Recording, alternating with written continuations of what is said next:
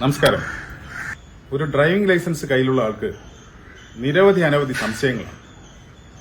ആ ലൈസൻസിന്റെ പുതുക്കേണ്ട സമയം എത്രയാണ്, പുതുക്കുന്നത് ഏത് സൈറ്റിലൂടെയാണ്, അതിന്റെ ആപ്ലിക്കേഷൻ ഫോംസ് ഒക്കെ നമുക്ക് എവിടെ നിന്ന് വാങ്ങാൻ കിട്ടും, അതിനെത്ര ഫോട്ടോ വേണം, അതിനെത്ര ഫീസ് വേണം, അതിന്റെ കൂടെ അപ്ലോഡ് ചെയ്യേണ്ട ഡോക്യുമെന്റ്സ് എന്തൊക്കെയാണ്, അങ്ങനെ അനവധി സംശയങ്ങളാണ്. ഈ സംശയങ്ങൾ ദൂരീകരിക്കുക എന്ന ലക്ഷ്യത്തോടെയാണ് ഈ വീഡിയോ ചെയ്യുന്നത്. ആദ്യം നമ്മൾ ഡിസ്കസ് ചെയ്യുന്നത് ലൈസൻസ് എപ്പോൾ പുതുക്കാം എന്നുള്ളതിനെ കുറിച്ചാണ്.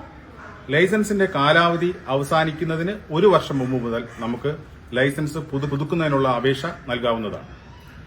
ലൈസൻസിന്റെ കാലാവധി കഴിഞ്ഞ് ഒരൊറ്റ ദിവസം പോലും നമുക്ക് വാഹനം ഓടിക്കാനുള്ള ഒരു അവകാശവും ഇപ്പോൾ നിയമപ്രകാരം അനുവദിച്ചിട്ടില്ല. എന്നാൽ ലൈസൻസിന്റെ കാലാവധി കഴിഞ്ഞ് 1 വർഷത്തിനുള്ളിൽ റീടെസ്റ്റ് കൂടാതെയും ഫൈൻ ഇല്ലാതെയും പുതുക്കാനുള്ള അവസരം ഇപ്പോൾ നിലവിലുണ്ട്. ഓൺലൈനിൽ ആപ്ലിക്കേഷൻ കൊടുക്കുന്നതിനായിട്ട് നമ്മൾ പരിവാഹൻ.gov.in എന്ന സൈറ്റാണ് സെലക്ട് ചെയ്യേണ്ടത്.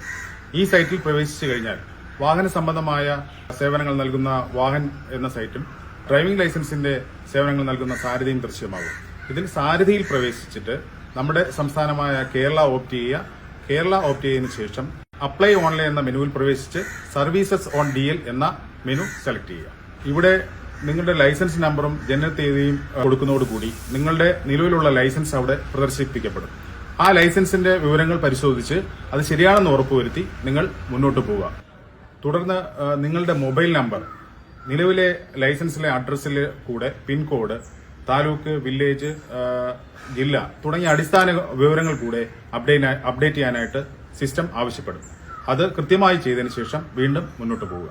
ഇത്രയും ചെയ്ത് കഴിയുന്നതോടുകൂടി നമുക്ക് ഈ ഡ്രൈവിംഗ് ലൈസൻസിന്റെ സേവനങ്ങൾ എന്തൊക്കെ ചെയ്യാൻ പറ്റുമെന്നുള്ളത് ദൃശ്യമാക്കിക്കൊണ്ട് ഒരു മെനു അവിടെ പ്രത്യക്ഷപ്പെടും. അതിനകത്ത് ഡ്രൈവിംഗ് ലൈസൻസിന്റെ റിന്യൂവൽ നമുക്ക് ചെയ്ത് മുന്നോട്ട് പോകുമ്പോൾ ഒരു ആപ്ലിക്കേഷൻ നമ്പർ നമുക്ക് അവിടെ ജനറേറ്റ് ചെയ്യും. ഈ ആപ്ലിക്കേഷൻ നമ്പർ നമ്മൾ കൃത്യമായും സ്ക്രീൻഷോട്ട് എടുത്തോ അല്ലെങ്കിൽ നമ്മൾ എവിടെയെങ്കിലും കുറിച്ചു വെക്കുകയോ ചെയ്യേണ്ടതാണ്. ഭാവിയിലേക്ക് വളരെ അത്യാവശ്യമായിട്ട് ഇത് വേണ്ടിവരുന്നതാണ്. ഇത്രയും കഴിയുന്നതോട് കൂടെ തന്നെ നമുക്ക് റിന്യൂവൽ ആപ്ലിക്കേഷൻ വേണ്ടിയിട്ടുള്ള ഫോംസുകൾ ഈ ഭാഗത്തു നിന്ന് തന്നെ നമുക്ക് ഡൗൺലോഡ് ചെയ്തെടുക്കാൻ പറ്റും. Medical certificate, I certificate, form 1 തുടങ്ങിയ ഫോംസുകളെല്ലാം തന്നെ നമുക്ക് ഇവിടുന്ന് ഡൗൺലോഡ് ചെയ്തെടുക്കാൻ പറ്റുന്ന അവസ്ഥയിലെത്തുന്നതാണ്. ഇനി നിങ്ങൾ ഡോക്ടറെ കണ്ണ് certificate, medical certificate, form number 1 സ്വന്തമായി പൂരിപ്പിച്ചതിന് ശേഷം തിരിച്ച് അപ്ലൈ ഓൺലൈൻ എന്ന മെനുവിൽ പ്രവേശിച്ച് ആപ്ലിക്കേഷൻ സ്റ്റാറ്റസിൽ ആപ്ലിക്കേഷൻ നമ്പറും ഡേറ്റ് ഓഫ് ബർത്തും കൊടുക്കുമ്പോൾ നമുക്ക് അപ്ലോഡ് ചെയ്യേണ്ട സൈറ്റിലേക്ക് നമ്മളെത്തും. അവിടെ നമ്മൾ form number 1, medical certificate, I certificate, നിലവിലെ ഡ്രൈവിംഗ് ലൈസൻസ്, ഫോട്ടോ, സിഗ്നേച്ചർ എന്നിവ നമ്മൾ അപ്ലോഡ് ചെയ്യേണ്ടതാണ്.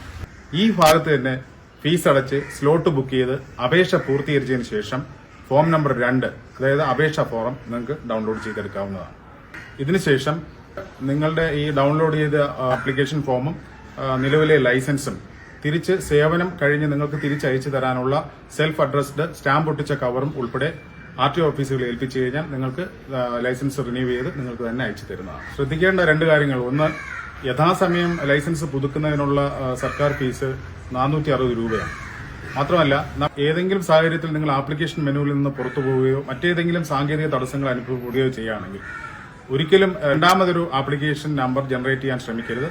ആദ്യത്തെ ആപ്ലിക്കേഷൻ നമ്പറിൽ തന്നെ നിങ്ങൾ ആ സർവീസ് ലഭ്യമാക്കാൻ ശ്രമിക്കേണ്ടതാണ്.